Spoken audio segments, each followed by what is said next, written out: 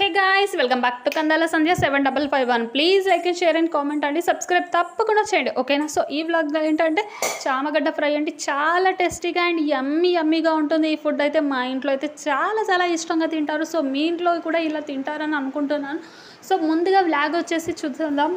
First చామగడ్డ అయితే ఒక whistle వచ్చే వరకు నేను కుక్కర్లో వేసేసుకున్నానండి. ఒక విజిల్ వచ్చేసరికి అది కొత్త గడ్డ కాబట్టి ఒక విజిల్ వస్తే సరిపోతుంది. పాత గడ్డ అయితే 2 విజిల్స్ రావాలి అండి. ఇలా చల్లార్చుకొని పక్కన పెట్టుకున్న తర్వాత అప్పుడు తొక్క తీసేసి పక్కన పెట్టేసుకోవాలండి. స్టవ్ పైన బాండి పెట్టేసి ఆయిల్ వేసేసి చక్కగా కుక్ అయిపోవాలి. గోల్డెన్ బ్రౌన్ షేడ్లో వచ్చిన తర్వాత అలా పసుపు వేసేసి కలుపుకోవాలండి.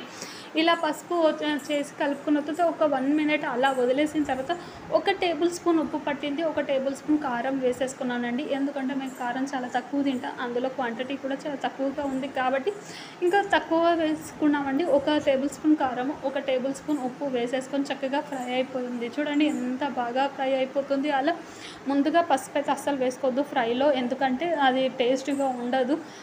అది కొంచెం గోల్డెన్ బ్రౌన్ షేడ్లో వచ్చిన తర్వాతనే ఫ్రైస్ అట్లా పసుపు వేసుకుంటేనే కొంచెం కలర్ఫుల్గా కూడా ఉంటుంది. చాలా టేస్టీగా ఉంది, చూడడానికి యమ్మీగా కనిపిస్తుంది. సో నేనైతే ఇలా ప్రిపేర్ చేసుకుంటాను. అలా ఉప్పు కారాలు వేసేసుకొని కొంచెం 2 మినిట్స్ అలా వదిలేసేసిన తర్వాత అలా కలుపుకోవాలండి. చాలా బాగా టేస్టీగా ఉంటుంది.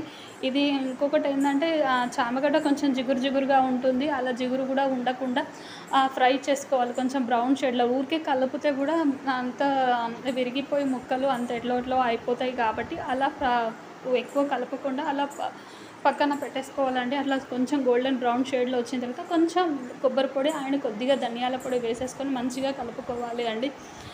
ఫ్రై అయితే ఈజీగా అయిపోతుంది. చాలా టేస్టీగా ఉంటుంది అండ్ యమ్మీగా ఉంటుంది. మీరు కూడా ఇది ట్రై చేసి ఒక్కసారి కామెంట్ బాక్స్లో కామెంట్ పెట్టండి ఎలా ఉందనేది. చాలా బాగుంటుంది అండ్ టేస్టీగా ఉంటుంది. సో మీరు ఈ వీడియో కనుక మీకు నచ్చితే అండ్ లైక్ షేర్తో పాటు గంట కూడా కొట్టండి, సబ్స్క్రైబ్ చేసుకొని గంట కూడా కొట్టండి, ఓకేనా. మరి మీకే ఫస్ట్ నోటిఫికేషన్ వస్తుంది. చూడండి ఎంత బాగుంది కదండి, కలర్ఫుల్గా. మా ఇంట్లో మా పిల్లలకైతే చాలా ఇష్టం. మీరు కూడా ఇది ట్రై చేసి ఒక్కసారి చూడండి, ఓకేనా. మరి ఎంత బాగుంది కదండి, చాలా టేస్టీగా ఉంది కదండి అండ్ యమ్మీగా కూడా ఉంటుంది. సో అన్నంలోకి ఇది చపాతీలోకి ఈజీగా తినేయచ్చు. అందులో 5 మినిట్స్లో అవుతుంది. ఇలా అయితే ఇంకేం లేదండి, చాలా తినొచ్చు. నాకైతే ఈ కర్రీ చాలా ఇష్టం, ఓకేనా. మరి బాయ్.